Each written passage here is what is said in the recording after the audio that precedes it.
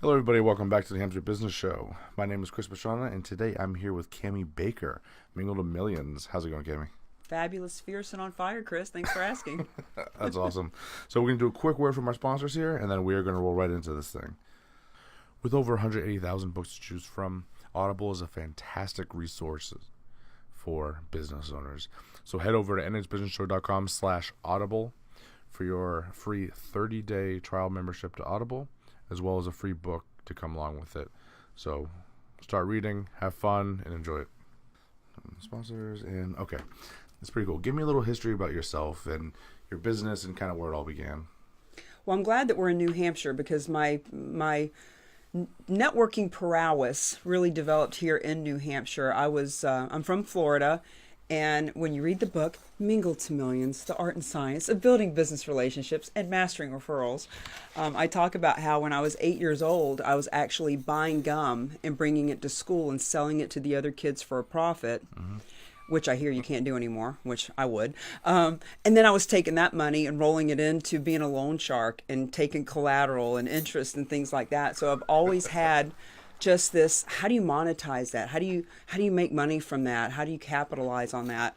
So I've always had that mindset. But fast forward, when I moved to New Hampshire, oh gosh, about 18 years ago at this point, I was broke as a joke. I was a single mom. I moved here to be with my daughter's father, but that didn't last. She was less than a year old, and I was living in a mobile home on food stamps. Had an alcohol problem. I talk about that very openly because it helps a lot of people to know, listen, if I can go from laying on a couch watching Jerry Springer and wanting to die, I mean, anybody can do this. So, I ended up getting a job at a real estate office. And one thing led to another, and I got my real estate license when I got sober. And I realized, I needed to get out and meet different people. When I was drinking, I was sitting on a bar stool with people that had nothing going on. And so I had to get out and network and meet more people. And basically, that's what I did. I did it through sheer determination, hunger, drive, and a necessity to feed my daughter and pay my bills. And so that's when I really started learning about networking. I started getting mentors. I started reading books. I started to take classes on NLP, neuro-linguistic programming, body language, personality styles, scripting and real estate. So spent a few years really delving into personal development, fixing myself. I shouldn't say I was fixing myself, but that's what I felt like I was doing because I was in such a bad place. But, I went out and I networked. And I didn't know what I was doing. I screwed it up royally. But I was so hungry and so tenacious that I did so much of it that I did enough to feed us and take care of us. And over time, I just developed a lot of ways of, look, this doesn't work. Let's try that. And with all the trainings that I took and all the experience, thousands of networking events, hundreds of speaking gigs, I got into network marketing, and I ended up having a team of 10,000 people around the world and recruited 131. And, I'm kind of giving you the abridged version, but what happened was with all these people in my network marketing business, in one day I was in New York City on Broadway, literally on Lexington Ave on the 15th floor, doing a presentation for attorneys. Same day, drove to Maine, going down a dirt road at night, and a possum crossed the street. What I realized is it didn't matter. New York City or the backwoods of Maine, people are all the same. They all have the same fears about being seen, about public speaking, about introducing themselves to a stranger, about looking good or what to say. They all have the same dreams. They all, want to be acknowledged. They all want to leave a legacy. They all want to make money and make a difference. So I ended up about 4 years ago creating the Mingle to Millions brand because I had just done case study after case study of hundreds of people personally and thousands from the stage that just were having a hard time mingling. And that's developed over the years into more intensive things like cause marketing, which we can talk about if you want to. But that's kind of the abridged version of the Cami Baker story. Okay, pretty interesting. Now, you said, well, overall, it's pretty cool. Like, do you know who Grant Cardone? Mm-hmm. Very similar, kind of similar, where he was down, very drugs, the whole thing, but you worked yourselves out of that, and it's not a bad crowd to be in. Well, I don't really know Grant's story, but I do know that most people who are in some kind of a mentoring or coaching or training capacity in the self-development kind of motivation place, usually it's because there was something really horrific in their story and they were able to overcome that. And that's why we are good coaches and mentors, because we've been there and done that. Anybody who's born with a silver spoon in their mouth and it was just ice cream and roses and rainbows the day they came out, can't really be a real good coach, because they can't relate to other people. They don't know where other people are at. But Grant, myself, other folks, when I've heard in another program that, religion is for people who don't want to go to hell, and spirituality is for those of us who've been there. Mm. So when you've been to hell, it's a lot easier to really embrace spirituality and giving back and helping your fellow man. That's probably why we have that in common. Yeah. Interesting.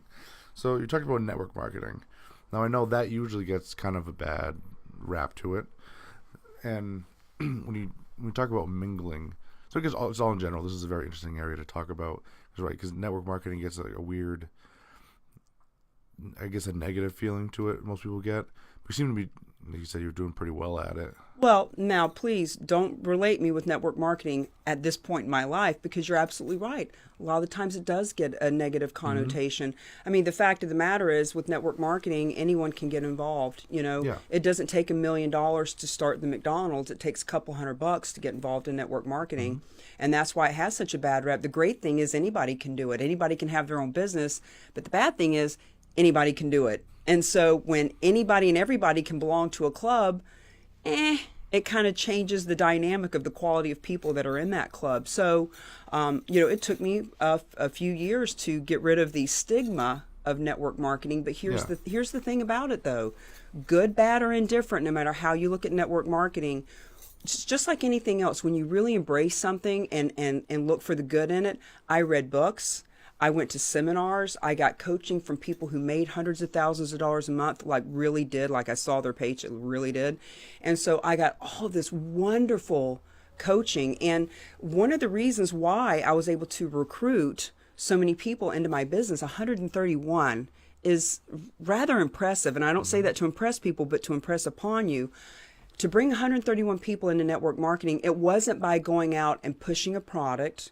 It wasn't about going out and being slimy and salesy, although I've gone through all that. I have been pushy. I have been arrogant. I have been the shark in the room. I take that credit for that, because it was doing all of those things that helped me to realize, ooh, that's gross. Like, I don't want to be that person. So one of the ways that I was able to recruit so many people was through what I call now cause marketing. Using a cause, something that you're on passion and purpose about, something that animals, children, veterans, cancer, Alzheimer's, the environment, whatever it is that you're passionate about, and using that as a way to market yourself in the public eye. So in other words, when I would go out to events, instead of stand up, hey, Cami Baker, real estate agent, or hey, join my business, try my product, it was, hey, listen, I'm doing a car show. Proceeds go to the Live and Let Live farm. If you got a car, if you want to put up a booth, if you're a vendor, you want to support the farm, come talk to me. And so I was able to build the bridge, bridge the humanity gap, as I like to call it. And people wanted to talk to me and get to know me as a human being. When it came back around to business, there was already trust. There was already mutual respect. There was already, wow, this person's a contribution to the world. Yeah, I'll go to your meeting. Sure, I'll check out what you got going on. And one after another, I was able to change lives, because it wasn't about me. It was about talking about a cause that I was helping. Yeah. Yeah. That's really good. I like that, cause marketing. It seems pretty simple. Well, it seems simple, and a lot of people think, oh, okay, so you're doing fundraising, or you're helping a cause to market themselves. Well, there's all of that can happen. And my synopsis of it, very strategic in, yes, you want the cause to make money, you want them to have awareness, you want to help them get more volunteers and more board members and all that stuff. But how are you using that event that you're doing as a way to talk to hundreds of people, thousands of people, in a totally different way, where you are being the leader, You are being the contribution to the world. You are present, polished, packaged. You are positioned as someone that they see as a business person that they would want to do business with.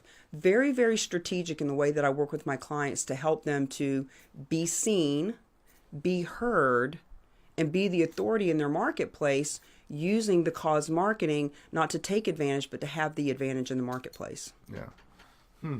So I guess alliteration aside on this, you seem to, I noticed in a lot of the things are very, very illiterate. So it's like, even the name of your podcast. Yeah. Which I've got to get you on. We're going to book that while I'm here. Yeah, definitely.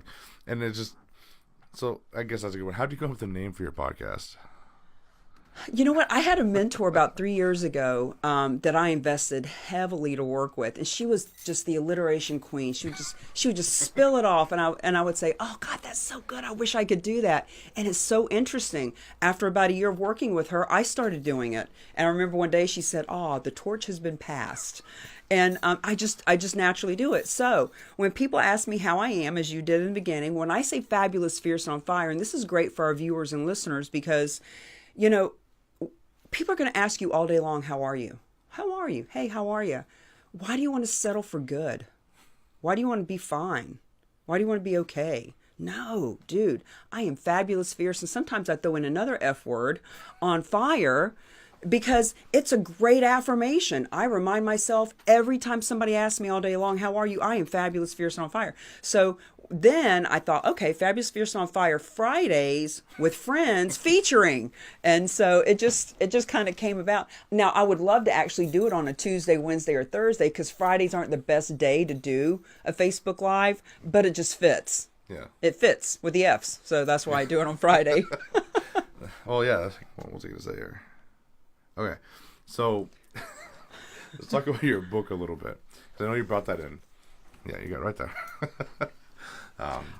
Hey, friends on Friday. Hey, today's Friday.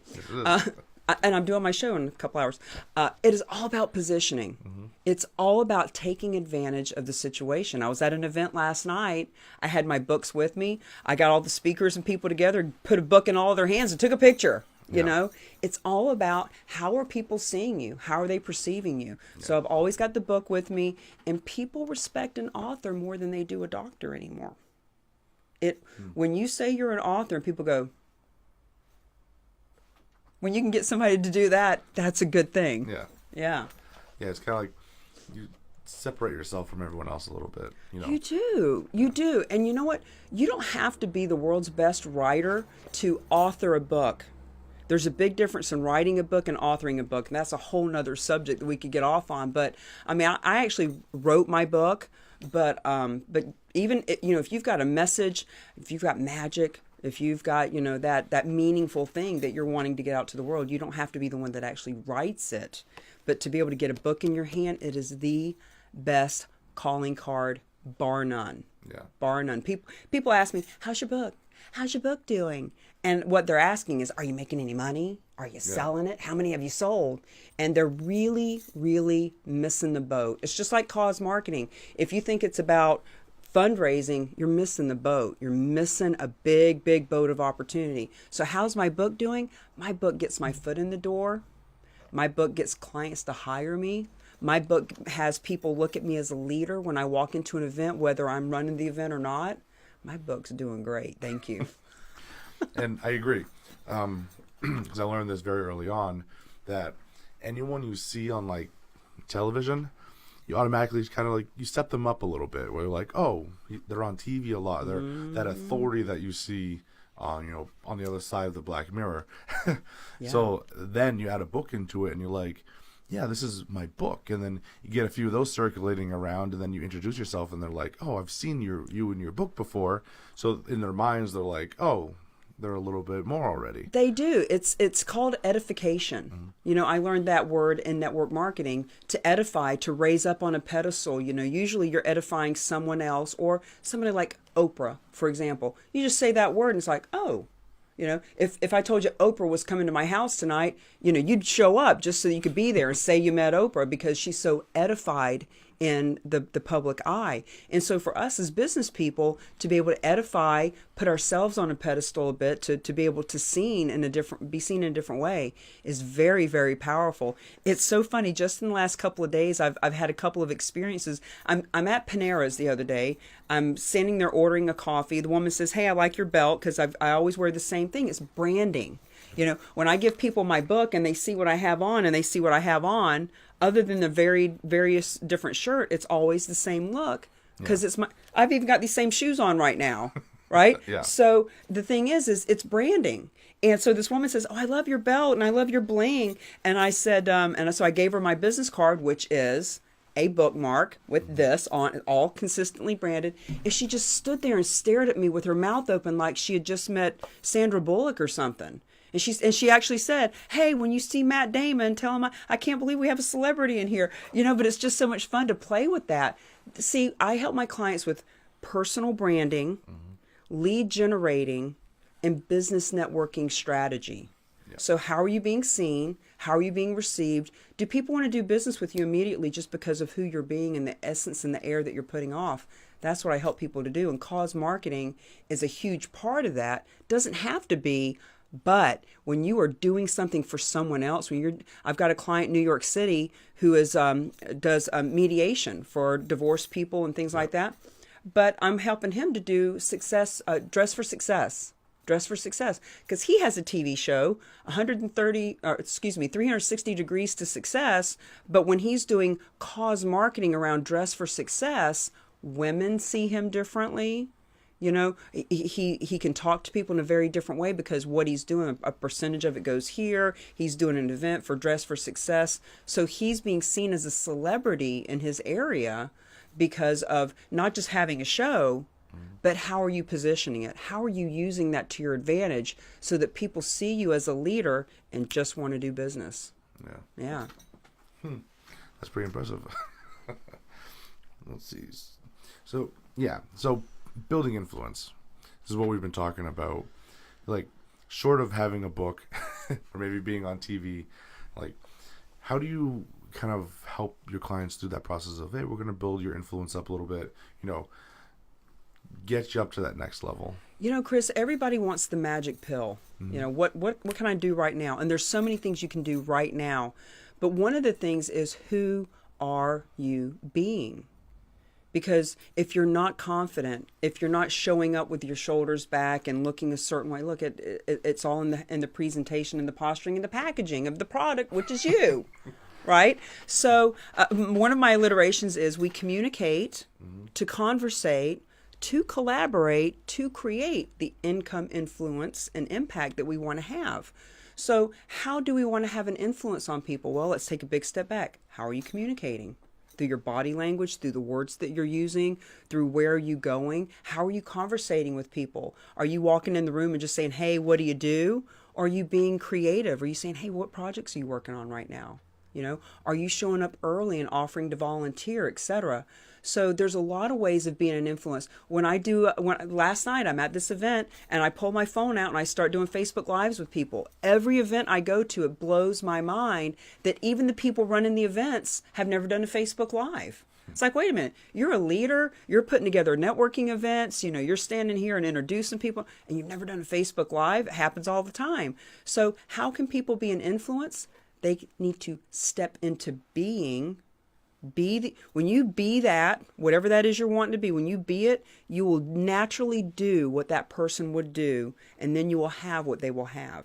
It's be, do, have, as opposed to waiting to. So to your point, no book, no TV show. Okay? People are waiting to have it. Well, Cami, when I have my book, then I'll go speak, and then I'll be successful, then I'll be happy, then I'll be influential. Switch it around. Be first. I'm the author of the forthcoming book. Blah, blah, blah, right? Yeah. You step into it, you own it, you be it. Because when you step into, I'm the author. Look, this book just came out 15 months ago, came out in February last year. Yeah. I spoke hundreds of times before this book came out. I was doing cause marketing and all that thing for 10 years, 10, 15 years.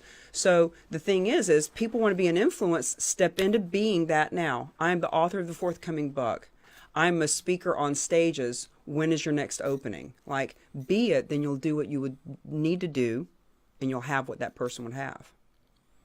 Okay, I like it. Yeah. Cool. So I'm going to do a quick break here. We're going to roll into our next segment. So everyone just hold on just a moment.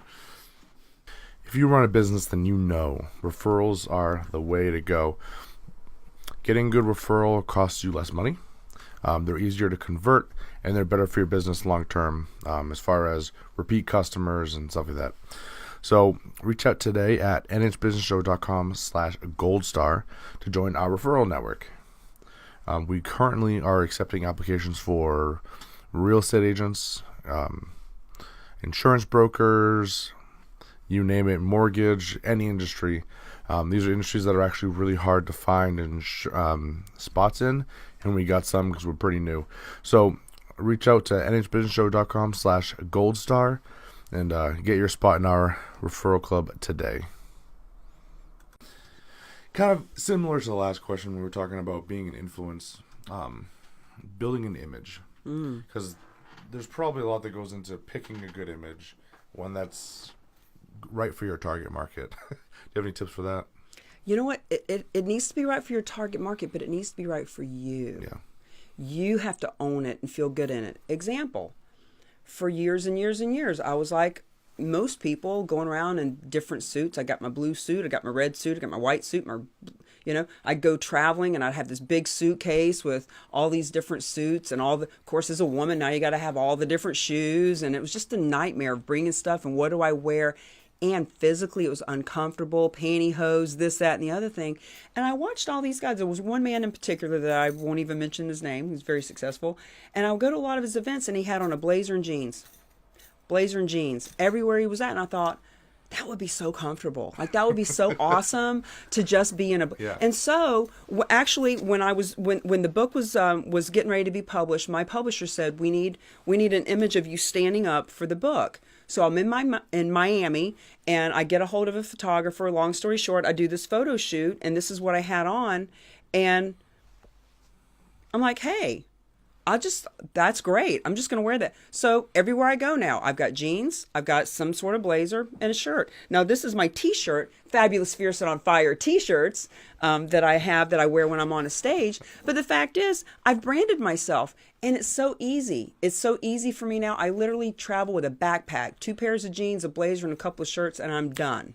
And so my image, does it fit my people? Well, people now are much more laid back. We don't need the suit and tie as much as we did. I find that people are actually much more comfortable with me when I come in like I am now, because it's still professional. Like, I don't have on, I hate Mondays shirt, although I see a lot of people like that are very successful because they got websites and all that kind of stuff. But the thing is my image is clean and it's professional, but it's comfortable for me. I've said for years, and other people would say this too, it's not what you wear, it's how you wear it. It's how you feel in it. And so when somebody's thinking about their image, for example, if somebody's a fitness trainer, they don't need to wear a suit. They might need to wear some kind of really nice fitted, jogging suit or something that fits their image of being a fitness trainer. They just want to, whatever it is that they're wearing, when they wear it, they need to own it. And people need to see them more than what they're really wearing. When people notice what I'm wearing, it's not because of what I'm wearing, it's how I'm wearing it. Yeah. Yeah. Yeah, I like that. Don't let the clothes wear you, you wear the clothes. Mm-hmm. That's what I'm talking about. And your clothes aren't all about your image. Yeah. So your question was about image, not fashion. But image comes from the inside out. And it comes from the inside out, but then on the outside, okay, great. I feel confident. I'm present. I'm aware. I'm awake. Like I'm actively listening. I'm engaged in life. Okay, great. That makes me feel like there's a certain thing that I want to project. Like I don't want to wear a pair of sweatpants and a ratty sleeping t-shirt when I go out. Like I want to look on the outside like I feel on the inside, if that makes sense. I feel confident. I feel polished. I feel like I am a contribution to the world. I know when I'm working with a client, I make a difference in their life and in their business. And because I feel that way, because I know that, because I own it, I want that image to come out too. So that's the thing about image. Okay, pretty good. this one was more for me as far as tips go. So you have, like you said, you do your podcast on Fridays. Do you have, I guess, reaching out to guests? Because this is something me and some other people can kind of run into these issues where you're trying to fill time slots for your podcast, and that can be kind of tricky, and especially reaching up a level. So maybe, someone views the podcast as, that's kind of down there for me. How do you bring on clients of worth and quality and things like that?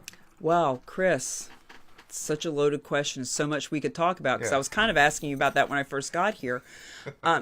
Once again, it's a mindset. Mm-hmm. It's a mindset. It's who you're being. So in just what you just said, reaching up, the podcast, they might look down on it. That's a mindset. Look, my Fabulous Fierce and on Fire on Fridays, there may be 3 people watching it live. I don't know. I can't promise you that there's going to be 1 million people watching it. But when I reach out to someone, I own the fact that I have it. Yeah. It's not a TV. Although I am also hosting a TV show now with a friend of mine, the Happiness Jungle TV show with Lindy Eldridge. But and I help her with this too, to reach out to people. And my other client Jeff with his TV show, you have a TV show. You're less than a half of a percent of people who've ever been on TV, much less have a TV show, and can own that and claim it. And so to be able to reach out to someone and say, hey, you know what? I've got a podcast, I've got a radio show, I've got a TV show. I'm looking for the right types of guests. I'd love to interview you and see if you qualify. Right? You don't want to say, hey, will you be on my show? It's more like, hey, let's see if you qualify to be on the show, because there's a little bit more posture, a little bit more elevation in that, right? Yeah. And when you are in that position of leadership, of authority, of credibility, people will see you differently. It's that whole edification thing. Like you said, people see someone on TV and they're automatically edified. Guess what? So are you. You're automatically edified. People will want to do business with you and they'll want to be on the show. So that I actually will reach out to people if it's on LinkedIn, just like you, right? Yeah. I get a little something on Facebook. I look at your profile. I see that you do a TV show. I reach out. Hey, I've got a show too. Let's swap stages. Let's share stages. So for you, that's perfect, because you can actually Google or look up TV, radio, and that's what you want to do, because when you want to level up, you want other people who have influence so that you share stages. Now you're on their stage, they're on your stage, but now, you want to help the smallest entrepreneur too to get started. But the smallest entrepreneur might have 10 followers.